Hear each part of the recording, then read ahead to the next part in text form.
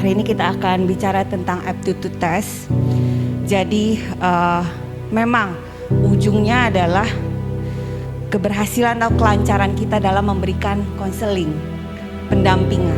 Ya. Tapi ketika kita melakukan pendampingan tadi yang saya bilang, kita tidak tahu mana anak yang banyak filternya, mana anak yang enggak. Sehingga kita tidak bisa memastikan apa yang dia ungkapkan, apa yang dia keluarkan dari perilakunya itu benar adanya dia atau tidak. Sehingga seringkali ketika kita melakukan pendampingan, kita jadi menebak-nebak. Oh mungkin dia begini, oh mungkin dia begitu. Nah, untuk meminimalisir tebak-tebakan ini, maka dalam psikologi itu kita dibantu dengan alat, ya, dengan tools. Gunanya apa?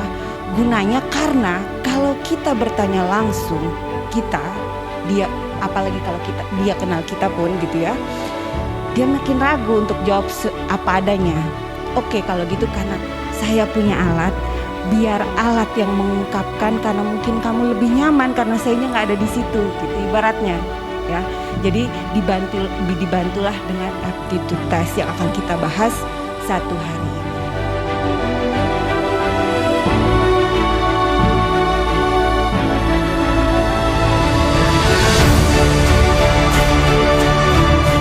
Pelayanan adalah suatu perjalanan hidup.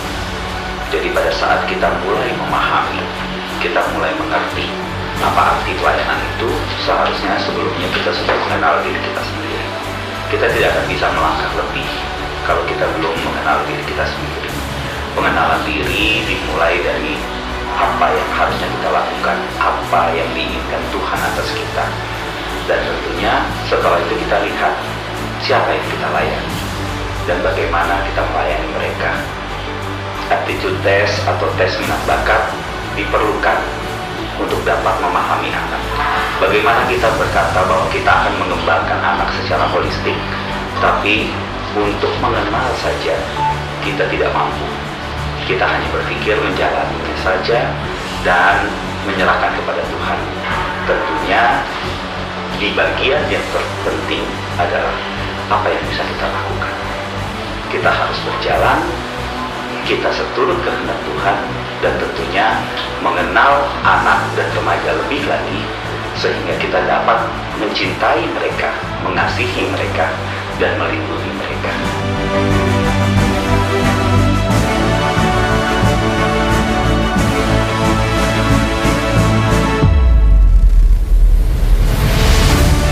Kalau kita menghadapi anak-anak ini, bukan kepada isinya. Isinya biasanya sesuai dengan yang dibutuhkan anak.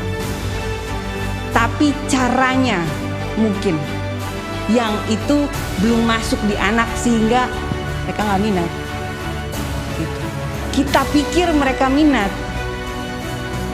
taunya pas dikasih mereka enggak gitu. Untuk mempersuasi, ini kan berarti ilmu persuasi ya. Untuk mempersuasi dia mau datang, berarti cara persuasinya kenal dulu si anak ini gitu.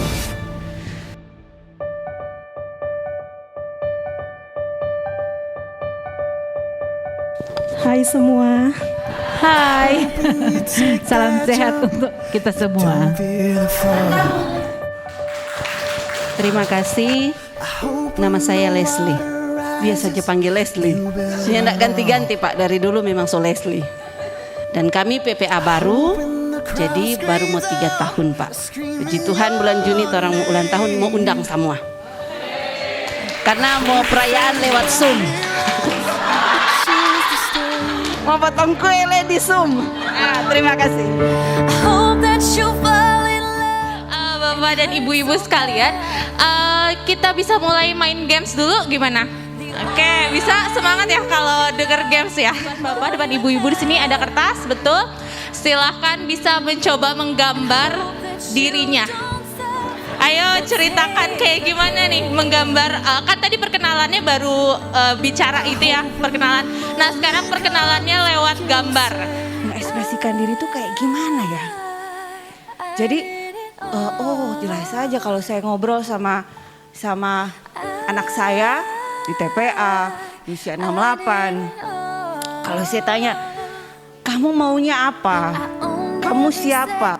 Susah nggak dia jawab?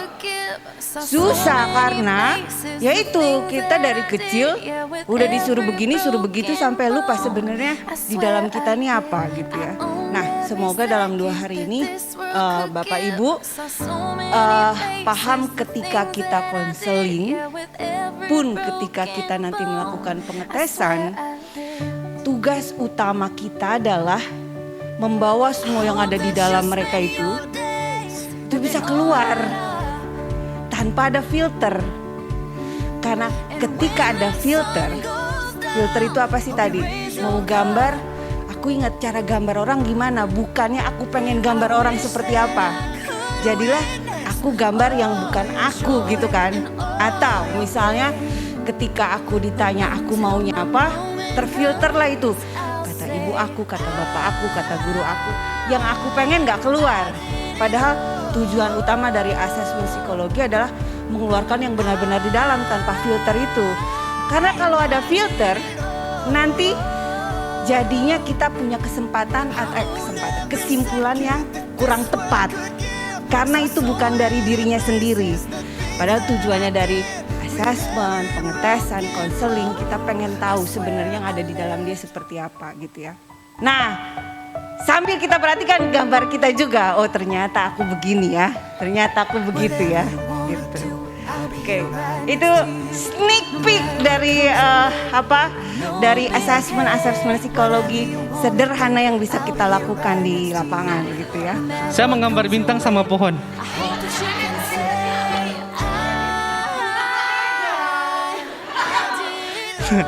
Soalnya supaya bisa bersinar dengan bertumbuh. Dan terima kasih. Ya. Dan 3 karakter yang saya tulis, periang, pendiam, suka cari tahu. Pertanyaan, saya suka menyanyi. Kedua, saya seorang yang tegas. Ketiga, saya suka ngamuk seperti kucing garong. Hai, makasih. Sekalipun kita ada dalam keadaan seperti apa, tapi this is a beautiful, ini sangat luar biasa sekali. Saya malah rasa menangis. Ya, saya rasa bukan bangga ya. Bagaimana Tuhan memberikan kita yang dipilih ini tidak untuk banyak orang, tapi mau.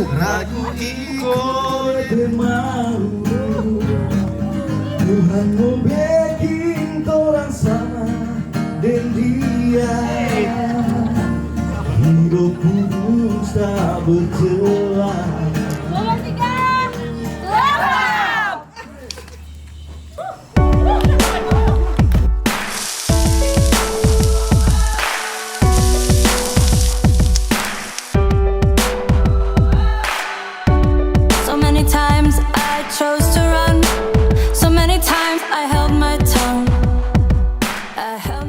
Terima kasih Tuhan, karena Tuhan mau memakai saya untuk boleh menyalurkan berkat talenta yang saya punya, sekalipun tidak sebanding dengan yang dimiliki oleh anak-anak, teman-teman, bahkan para PF.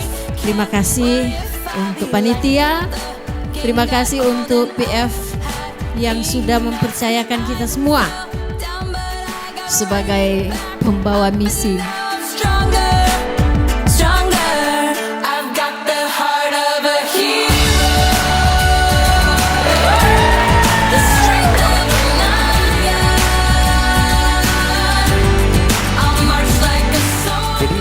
Memang output kita sampai nanti 2 hari training ini adalah Bapak Ibu mampu melakukan sampai bikin laporan. Jadi habis makan siang ini kita nanti bikin laporannya. Gitu. Artinya apa? Artinya setelah training ini Bapak Ibu akan diminta untuk melakukannya pada minimal 1 subjek sebelum dikonsultasikan lagi kepada kami. Nah, mengenai waktu time frame-nya itu nanti bisa ditanyakan ke teman-teman di Compassion gitu. Tapi yang jelas outputnya demikian. Jadi Bapak Ibu harus yakin hari ini sampai nanti sore bahwa memang mampu melakukan setelah sampai di pos masing-masing. Kayak gitu. Kalau masih ada yang ragu, masih ada yang bingung, masih tanyakan. Karena nanti emang harus benar-benar dilakukan dan ditentukan lagi kembali ke kami.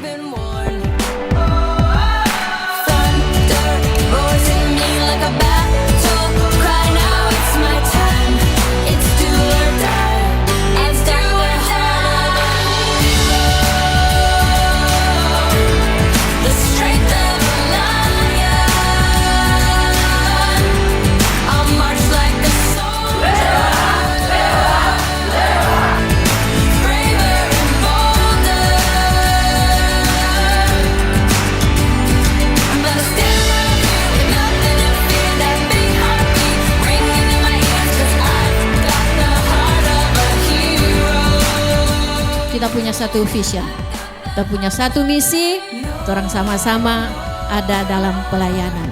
Kita semua hadir di tempat ini itu adalah suatu perjuangan, satu utusan yang sangat mulia buat kita. Jadi mari torang sama-sama kerjakan apa yang torang so terima ini supaya torang pe komitmen bersama. Tapi kita berharap anak-anak PPA yang so ada youth 2-3 tahun depan dorang so nak tersesat untuk menentukan dorang pe masa depan. Intinya torang akan tuntaskan anak-anak PPA dari kemiskinan.